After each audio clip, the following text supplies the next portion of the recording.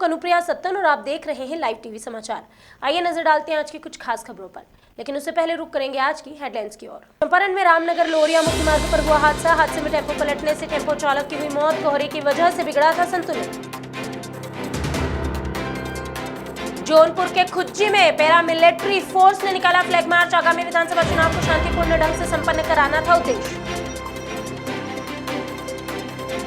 कानपुर में सपा नेता सतीश कुमार ने किया क्षेत्र भ्रमण। नारामऊ में ग्रामीणों की पूर्ण बहुमत के साथ सरकार बनाने की कही बात।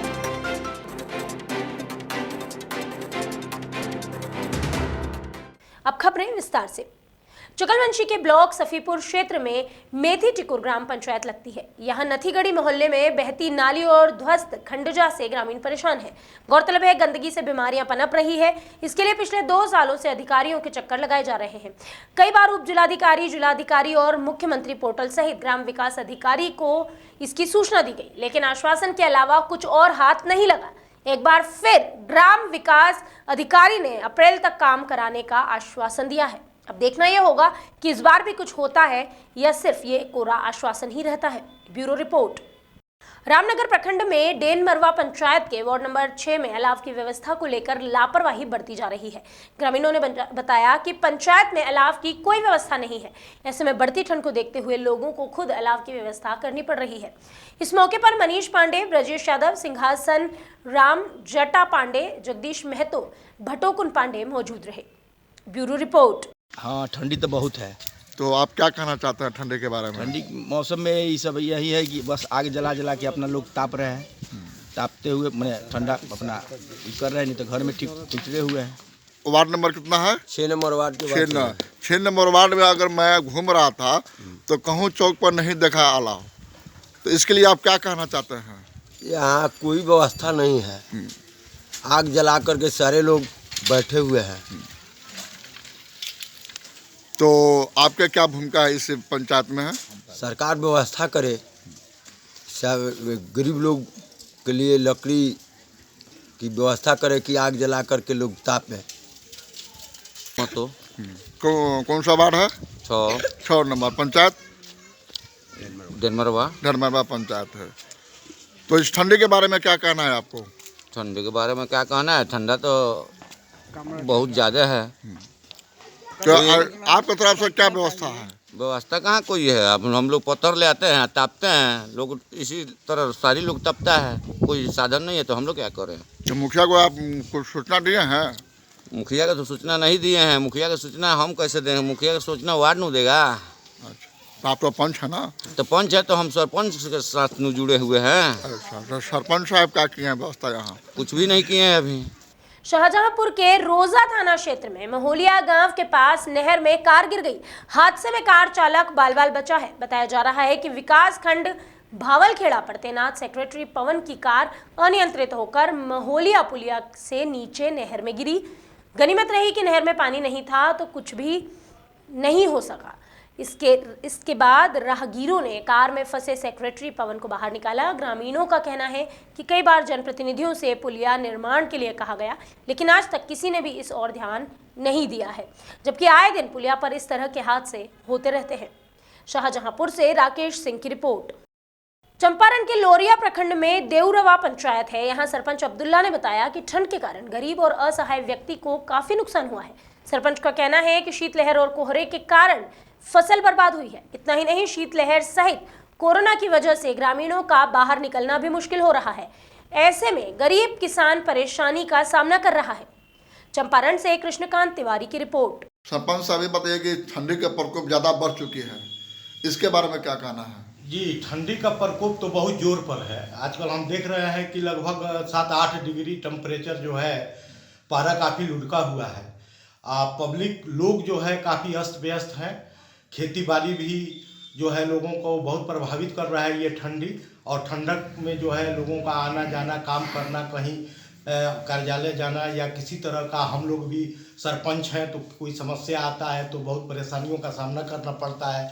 पब्लिक के बीच में थोड़ा ठंडक की वजह से दूरी भी, अब कोरोना का बीमार है तो थोड़ा दूरी बना कर हम लोग रह रहे हैं। बहुत बढ़िया से अभी हम लोग अभी किसान का फसल बहुत बेदहाल हो चुका है। उसके बारे में क्या कहना है? जी, किसानों का तो ये दुर्भाग्य है, ये प्राकृतिक देन है और किसान तो इसको झेलता है।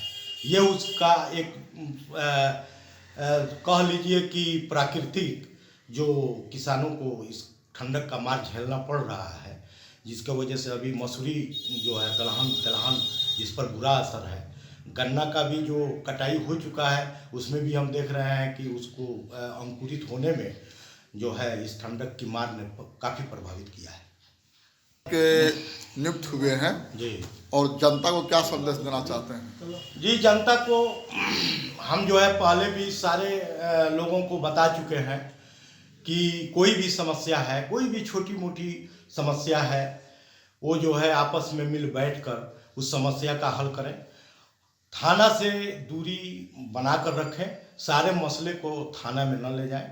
इसलिए थाना पर भी बहुत ज़्यादा दबाव है, थाने में भी बहुत सारे काम है, बड़ा बाबू से लेके, तो ये छोटे मोटे झगड़े का निष्पादन जो है हम लोगों से मिल के कर रहे हैं और लोगों को समझा रहे हैं कि आप लोग गांव के लोगों से बैठा कर, हम सरपंच हैं, हमसे कहिए कोई समस्या है, तो हम कर ही रहे हैं।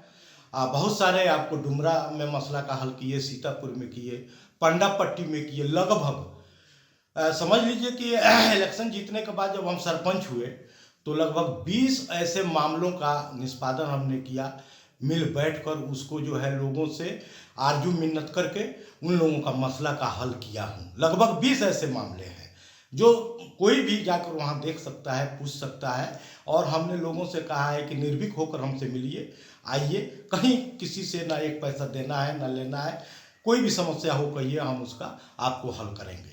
सुल्तानपुर अंतर्गत थाना धनपतगंज में एक युवक के साथ छिनैती और मारपीट का मामला सामने आया है।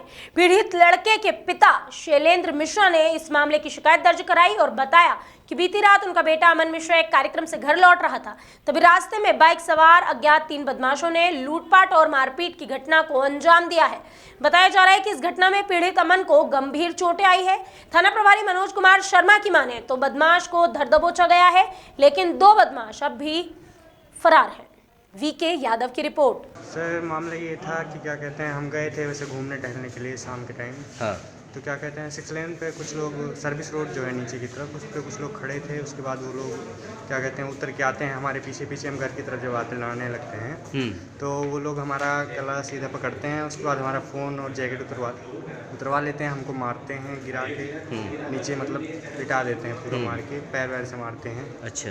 उसके बाद क्या कहते हैं वो लेके भागने लगते हैं। तो कुछ लोग जो है वो क्या लेके भागे आप? सर हमारा फ़ोन और जैकेट, फ़ोन और जैकेट दोनों ले लिए, लेके भाग।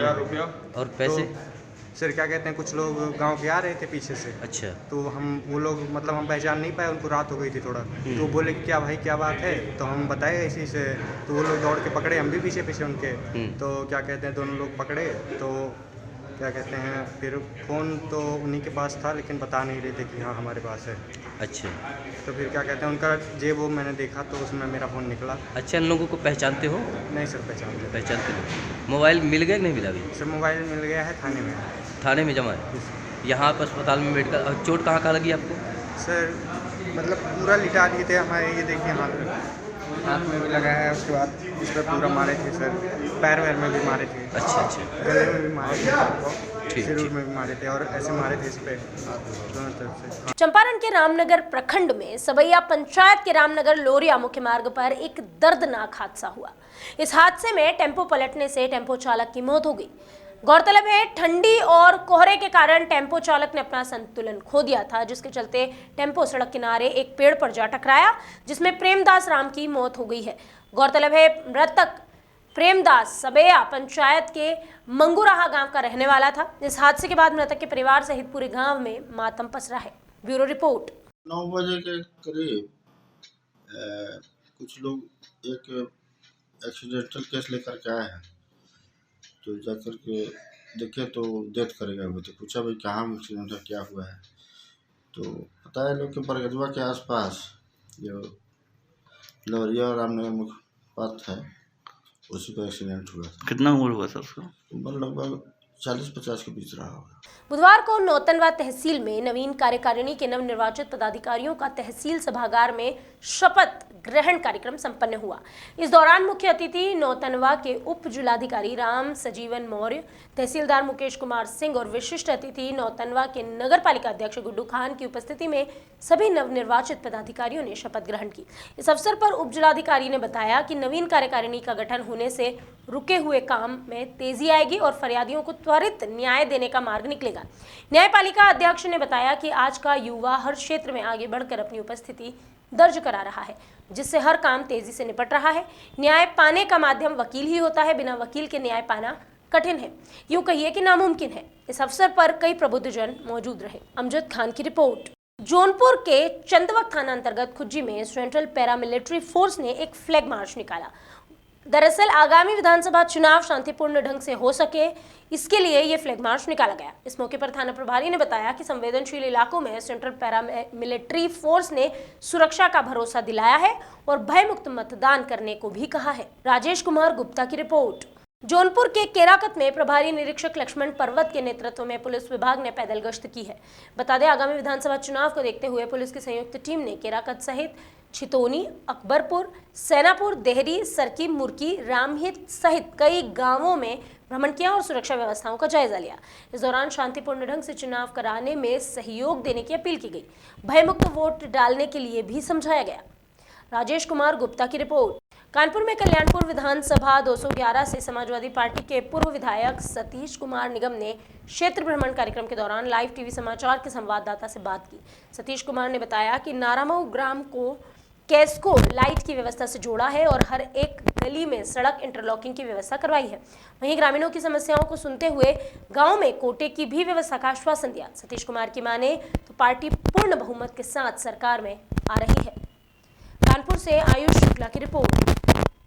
उत्तर प्रदेश चुनाव की रणनीति बिल्कुल बच चुका है, जिसमें कि चुनाव आयोग के आदेशानुसार उत्तर प्रदेश में चुनाव की तिथि निर्धारित हो चुकी है। उसमें हम आज आए हैं कल्याणपुर विधानसभा 211 के क्षेत्र नारामऊ में आए हैं, जहां पर हम आपको मिलवाते हैं विकास पुरुष के नाम से जाने वाले सतीश कुमार निगम जी से मिलवाते हैं आपको। कुछ उनसे सवाल करते हैं। आज माननीय विधायक जी, आपसे ये पूछना चाहते हैं, अब की बार आप जनता की समस्याओं को लेकर के हर बार आप आते हैं, अब की बार क्या नया आपका उद्देश्य है जनता को लेकर के?